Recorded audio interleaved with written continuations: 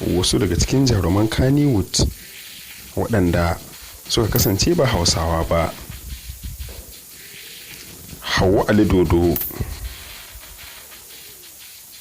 Saima Muhammad, Mansura Isa, Aina Ade, Hafsatu Shehu, Hadiza Kabara,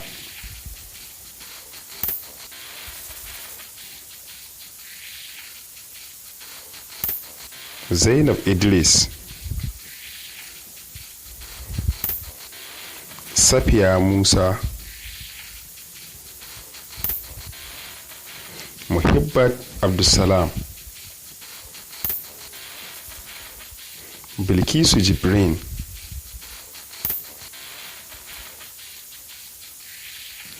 Hadiza Maina,